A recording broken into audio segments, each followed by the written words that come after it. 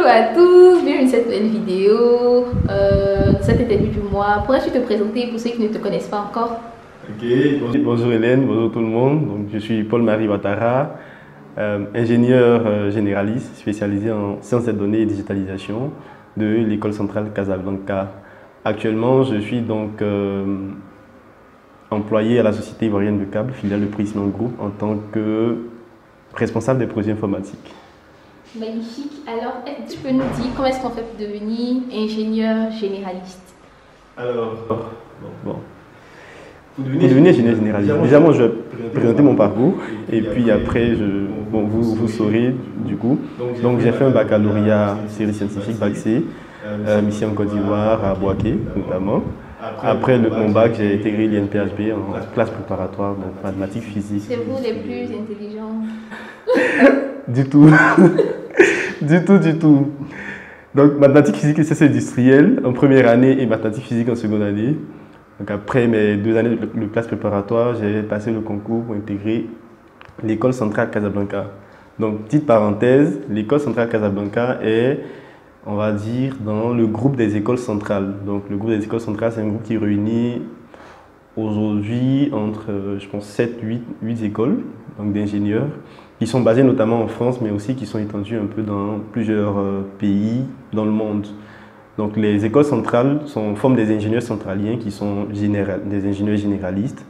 Donc un ingénieur généraliste, c'est un ingénieur qui est pluridisciplinaire, polyvalent, on va dire aussi, qui a une forte formation solide en sciences et avec des soft skills qui vont lui permettre de pouvoir s'intégrer facilement dans plusieurs corps de métier. Donc, comme je le disais, j'ai intégré l'école centrale Casablanca après mes classes préparatoires. Le parcours d'ingénieur centralien, il se fait en 3 années, ou 4, pour ceux qui le veulent, je l'expliquerai devant. Donc, on fait d'abord un tronc commun d'1 an et demi, où on apprend beaucoup de matières scientifiques, assez techniques, assez lourdes quand même, et aussi des matières de sciences sociales, donc comme le droit, l'économie, la finance, mais puis aussi des matières de gestion, donc la gestion d'entreprise, la gestion de projet, la gestion personnelle, non, je ne vais pas dire gestion personnelle, le développement personnel aussi, parce qu'on fait des cours de développement personnel et de leadership qui vont nous permettre aussi de développer, comme j'ai dit, des soft skills, de mieux nous connaître, d'apprendre à parler en public, ce genre d'éléments. Donc 1 an et demi de tronc commun, ensuite on a un semestre où on choisit une filière à découvrir, qu'on veut découvrir. Donc le semestre est le semestre 8, qui est le second semestre de la 2e année. Et moi, pendant ce semestre, j'ai choisi de suivre la filière Entreprendre en Afrique. Donc c'est une filière qui nous a permis donc, de découvrir l'entrepreneuriat, donc les bases de l'entrepreneuriat, notamment en Afrique, donc dans le contexte africain, avec des sujets africains. Donc on a travaillé sur plusieurs sujets. C'était notamment nous apprendre, comme j'ai dit, les bases, comment rédiger un business plan, comment rechercher un financement, comment faire un speech, voilà. Donc juste pour débuter, pour les 2 premières années, commencer les 2 premières années sur un projet entrepreneurial. Donc après 4 mois de formation, on fait 2 mois de stage dans une start-up. Donc soit une start-up qui vient de commencer ou soit la start-up qu'on souhaite nous-mêmes créer. Donc c'est le moment justement pour certains aussi de commencer à travailler sur leur propre projet entrepreneurial s'ils en ont un de concret. Donc moi j'ai fait ça et après ça moi j'ai fait une année de césure. Donc comme je le disais, l'année de césure c'est une année sabbatique qui est établie, qui est proposée aux élèves pour se chercher, on va dire, donc chercher leur voie. Ça fait un peu trop, je sais pas, développement personnel et tout, mais voilà, chercher en fait le métier qu'ils veulent faire réellement. Parce que comme j'ai dit, on fait 1 an et demi de tronc commun, on fait un semestre de filière. Après, c'est pas suffisant pour savoir ce qu'on veut réellement faire. Certains rentrent dans l'école avec des ambitions. Mais après, avec toutes les matières qu'on apprend, avec tout ce qu'on découvre, ça peut évoluer, ça peut changer. Et à la fin, lorsqu'on doit choisir la filière en dernière année, on peut avoir l'embarras du choix, ne pas savoir même ce qu'on veut faire parce que c'est assez décisif pour la suite de la carrière. Donc moi, j'ai décidé de faire l'année de césure pour justement mieux me situer sur ce que je voulais faire, donc comment je voulais dessiner ma carrière, comment je voulais commencer et tout ça. Donc moi en l'occurrence, j'ai fait 2 mois, 2 stages plutôt, 2 stages de 6 mois.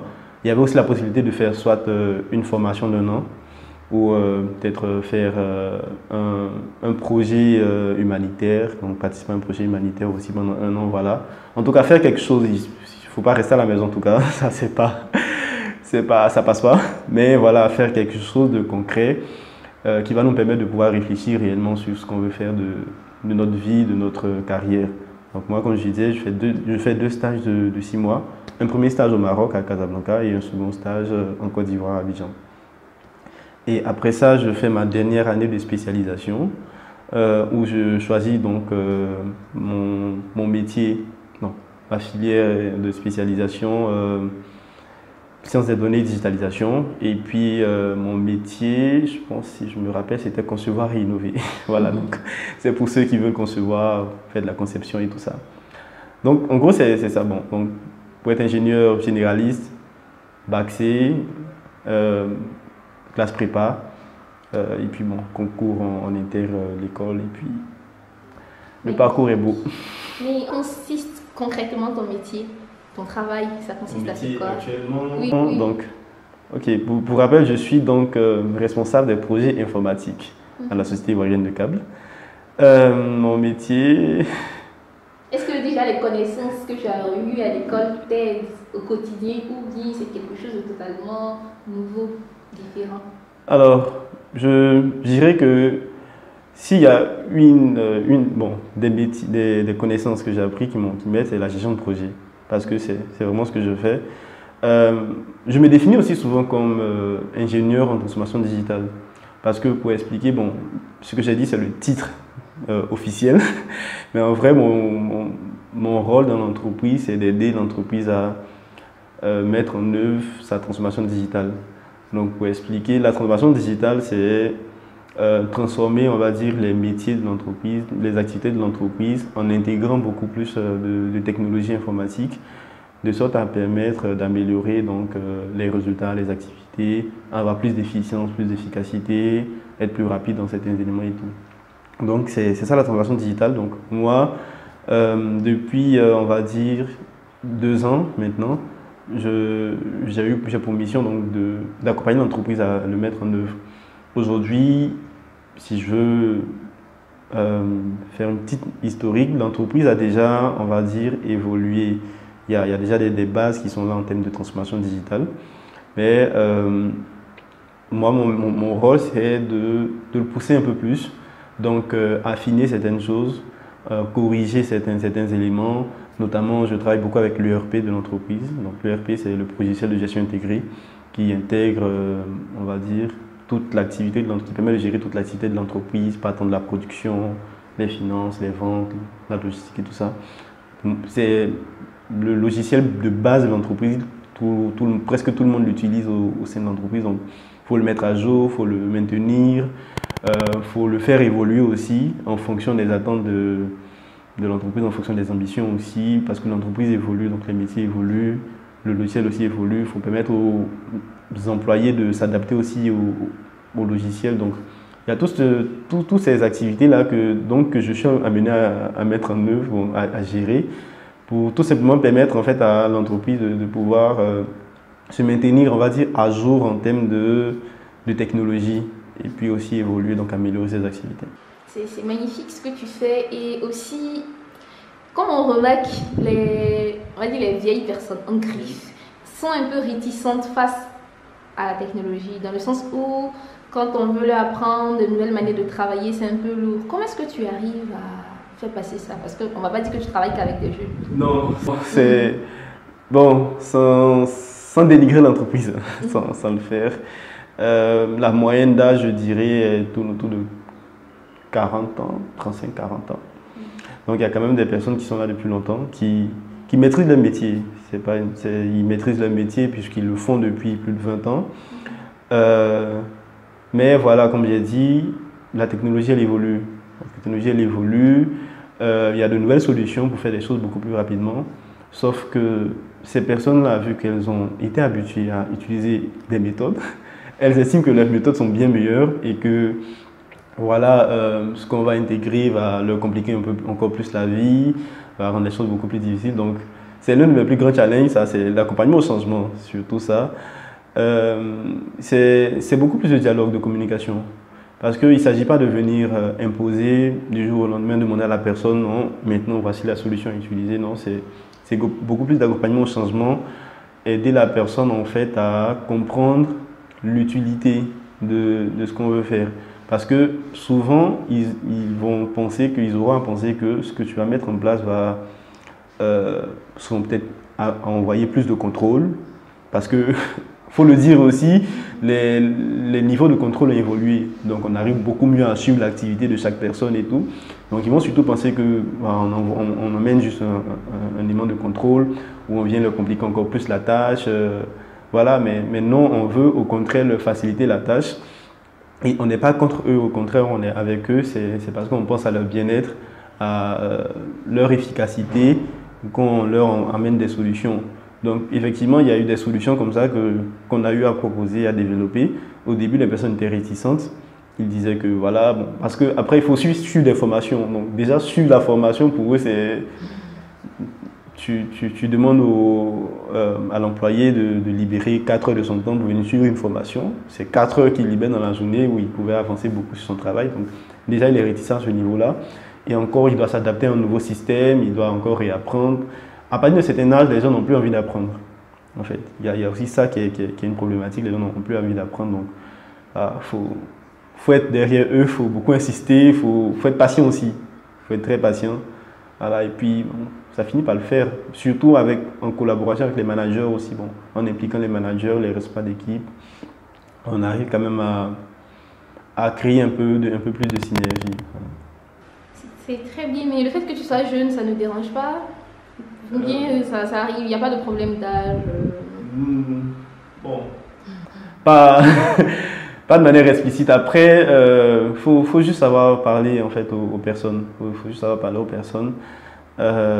Faut surtout pas être arrogant, j'ai envie de dire. Hein, parce que, bon, tu viens. Bon, déjà, moi, mon cas, il est particulier parce que je fais une école à l'étranger, donc au Maroc. Quand j'arrive, mon patron, tout fier, j'ai envie de dire, de mon parcours et tout, me présente donc en tant que voilà, ingénieur qui a fait le Maroc, qui va venir nous aider à améliorer beaucoup de choses et tout. Donc, déjà, en fait, on te met sur un certain niveau, à un certain piédestal. Donc, les personnes ils vont te regarder d'un certain œil. Du coup, si tu n'arrives pas, toi, en fait, à t'intégrer, à créer, en fait, une certaine proximité avec eux, bien sûr, en fait, tu auras du mal à faire passer certaines choses. Donc, moi, je pense que j'ai quand même réussi ça, en fait, ce challenge-là, à créer des liens, pas forcément des liens très, très étroits, très affinés avec tout le monde, mais quand même, en fait, à ne pas rester dans mon coin, dans mon bureau seul, non. J'ai créé cette proximité-là, ce qui fait qu'ils savent que je ne suis pas venu contre eux. Et bon, dans tous les cas, je n'ai pas le moyen, en fait, de supprimer un métier. Ça, je leur ai assuré ça. Oui, parce que dans l'une de leurs craintes, c'est aussi ça. C'est aussi supprimer les métiers, j'ai oublié de le mentionner, c'est parce qu'ils pensent que si on rend la tâche beaucoup plus facile, peut-être ce que 3 personnes faisaient, une personne peut le faire maintenant, donc ils se disent, bon, tu le fais moi, mon métier, tu me mets en risque en fait, je dois nourrir une famille et tout. Donc moi, j'ai assuré déjà que c'est pas notre but, en tout cas, avec les managers, on en a discuté, on est d'accord que l'objectif n'est pas de réduire les métiers, juste aider les gens à être beaucoup plus efficaces parce qu'on a eu l'impression qu'en 8 heures de travail, les gens n'arrivent pas à finir ce qu'ils doivent faire. En 8 heures, ils sont obligés d'avoir des heures sup à chaque fois et tout. Ce n'est pas ce qui est conseillé. Donc, il faut donner les moyens à chaque personne de finir ce qu'il faut faire dans le temps qui lui est imparti. Donc, c'est ça. Et puis après, beaucoup discuter avec les gens, comme j'ai dit, communiquer. C'est en fait je cherche le thème, le centre.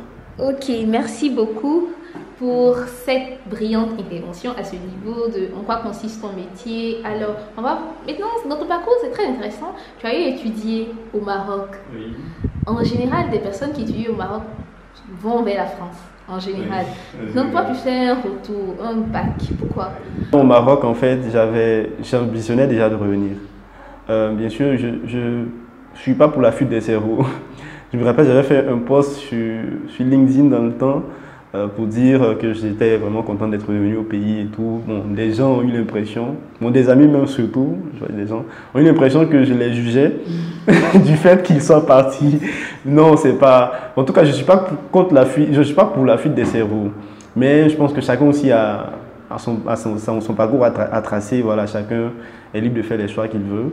Moi, mon choix, déjà, c'est que je voulais revenir. Je savais qu'en allant au Maroc, j'allais apprendre quelque chose de plus, bon, d'un peu plus que ce que j'ai appris ici. Donc, j'allais avoir du savoir complémentaire. Et ce savoir-là, j'ai tout de suite voulu le mettre au service, en fait. Je veux revenir au pays, le mettre au service du pays, donc des entreprises locales. Et j'ai aussi, depuis longtemps, des ambitions entrepreneuriales. Bon, elles n'étaient pas très peaufinées quand je partais. En tout cas, je savais que je devais entreprendre, que je devais revenir en Côte d'Ivoire, créer mon entreprise. Ça, j'étais certain de ça. Mais quelle entreprise, je ne savais pas encore. Donc après, pendant mon année de césure, justement, je me dis, ok, pendant mes 2 premières années au Maroc, j'ai pas eu l'occasion de revenir en Côte d'Ivoire faire un stage et tout, pour découvrir un peu vraiment les secteurs, comment l'activité économique évolue et tout ça. J'ai pas eu l'occasion. Donc j'ai un aperçu à travers les réseaux sociaux, à travers bon, Internet et tout, à travers la télé. Donc je vois un peu, mais ce qu'on voit, ce que les gens aussi disent et puis la réalité sur le terrain est totalement différente. Donc, je milite, je cherche ardemment un stage en Côte d'Ivoire. Je voulais déjà faire mon premier stage ici, mais je n'ai pas pu. Donc, je fais le premier stage au Maroc pendant 6 mois. Après le premier stage, je me dis non, le second stage, il faut que je le fasse en Côte d'Ivoire. J'ai un premier stage. Dès que le stage finit, une autre entreprise me confirme pour un second stage. Et en même temps, l'entreprise dans laquelle je suis, donc la CICAB, recherche quelqu'un pour faire de la business intelligence. Donc c'est un peu on va dire de big data avec ouais, un peu plus de big data, data analyst et tout ça, analyse de données. Donc ils cherchent quelqu'un. Pourtant, bon, j'étais prêt à signer et bon, quand je vois l'opportunité, je me dis non, en fait c'est sûrement ce que je recherche, c'est le tremplin que je voulais. Donc je saute sur l'occasion. Ça se fait pratiquement en 1 semaine, il me confirme et tout. Je prends mon billet d'avion, je rentre. Donc c'était en fait justement pour déjà, dans un premier temps, découvrir le pays. Parce que bon, moi j'ai fait Boaké, j'ai fait Yamoussoukro, j'ai pas vraiment fait Abidjan. Abidjan, je venais soit pour des courses, Abidjan et tout. Mais aussi Abidjan est un peu dur. Ouais, mais Abidjan et tout. Donc j'ai pas eu l'occasion de faire Abidjan. Or Abidjan, bon. Malheureusement, j'ai envie de dire, c'est le cœur c'est le poumon de l'activité économique du pays.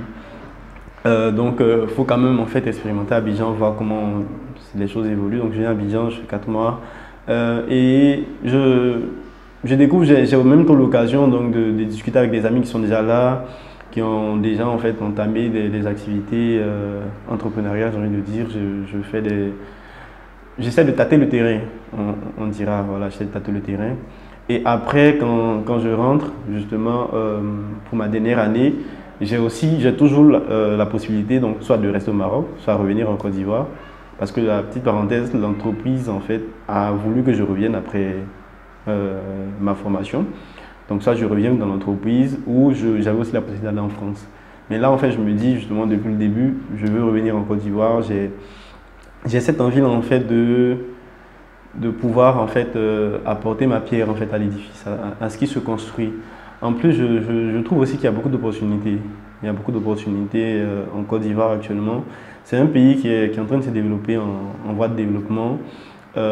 Et puis c'est un pays qui est riche aussi, qui a beaucoup de richesses. Bon, je ne vais pas les citer ici, sinon ça va être trop long, mais on a beaucoup de richesses et il y a moyen en fait d'apporter sa pierre à l'édifice, voilà, de tirer son épingle aussi du jeu. Donc, je décide de rentrer, déjà travailler avec l'entreprise parce que, bon, il faut dire aussi que l'entreprise a joué un rôle intéressant. Il y avait du challenge, en fait. Il y a ça qui m'a attiré dans l'entreprise, la raison pour laquelle je suis revenu. Il y avait du challenge, il y avait beaucoup de choses intéressantes à faire. Et en même temps, j'ai aussi envie, donc, de continuer de tâter le terrain, parce qu'en ce moment, je n'étais pas encore sûr toujours de ce que je voulais faire, donc de continuer de tâter le terrain, voir comment les choses se passent. Donc, Voilà, donc c'est un peu ça l'histoire de mon retour en Côte d'Ivoire. Donc on va retenir envie d'entreprendre et puis bon, le challenge de l'entreprise et puis le fait en fait de vouloir toujours revenir à la source pour apporter en fait ce qu'on peut au pays. Très bien, magnifique. Avec tout ce brillant parcours motivant, inspirant, je crois que les gens derrière sont tellement inspirés. Bon. Quel conseil est-ce que tu pourrais donner à cette jeunesse africaine qui a envie de fuir le continent, qui n'a pas envie de rester, qui veut coûte que coûte bouger? C'est bien de bouger, hein, mais bouger pour rester, fuir. En ce moment, si on donne un visa, l'Afrique va être vide, c'est souvent ce qu'on dit. Donc, quel conseil tu pourrais donner à la jeunesse africaine? Oh. Est-ce que Quel conseil je peux donner? Bon. Peut-être que je vais me contredire, j'espère pas. Bon, je pense déjà qu'il faut savoir ce qu'on veut, on veut faire de sa vie. Faut savoir pourquoi. Faut trouver sa voie. Je vais parler comme un gourou, je sais pas.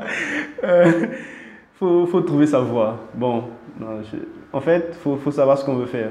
Faut savoir parce que moi, c'est ce qui m'a fait revenir. Moi, déjà, j'aime les challenges. Moi, j'aime beaucoup les challenges. Et puis, comme j'ai dit, je voulais entreprendre. Je veux monter mon entreprise. Je veux créer quelque chose. Je veux créer de la valeur.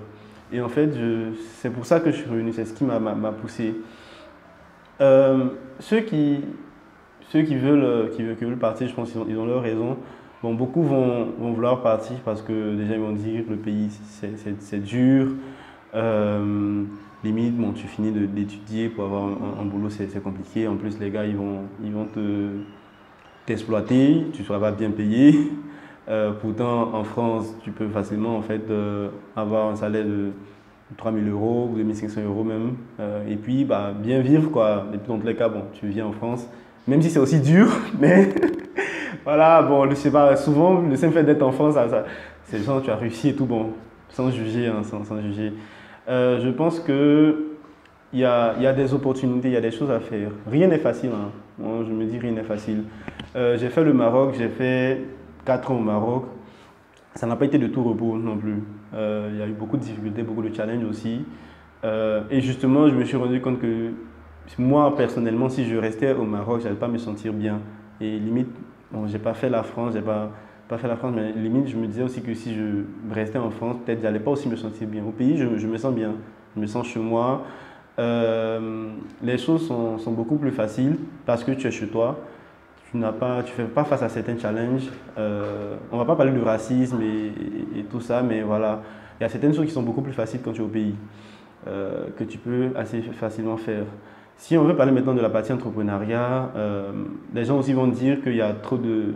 Il faut maîtriser les rouages du système. Il y a trop de rouages à maîtriser. Il y a beaucoup trop de blocages, surtout quand tu veux monter des business et tout. Oui, il y en a beaucoup. Mais faut aussi accepter en fait de challenger. Rien ne s'obtient facilement. Moi, je me dis rien ne s'obtient facilement. Si tu sais ce que tu veux faire, tu sais en fait ce pourquoi tu es là, bah, tu vas te battre en fait. Tu vas te battre, tu vas te challenger, si tu fais face à des difficultés, tu vas les surmonter. Dans tous les cas, rien n'est infaisable. Il y a beaucoup de personnes qui ont déjà fait, donc nous aussi on peut faire. Et moi, c'est ce qui me motive en fait. Si des personnes ont fait, c'est que nous aussi on peut faire. Pas forcément la même chose, mais voilà, on peut aussi réaliser des choses. Donc ne cherchons pas forcément la facilité parce que dans tous les cas, rien n'est facile. Quel que soit où on va faire face à certaines difficultés. Acceptons de faire face au challenge. Et puis, c'est le pays, quoi. Ouais, il faut se battre pour le pays. Directement, là, je ne dirais pas que je vois de la valeur ajoutée directe pour le pays. Mais je sais qu'il y en a, et puis je sais que je pourrais en créer. Je sais que, voilà, je pourrais créer de la valeur. Donc, c'est ce qui me motive, créer de la valeur, faire des choses pour le pays. Merci beaucoup, Marie. Merci beaucoup d'avoir partagé ton parcours. Merci d'avoir inspiré ces milliers de personnes derrière. Et bon vent dans ta carrière entrepreneuriale et tout. Bon vent, bonne chance. Merci beaucoup. Au revoir.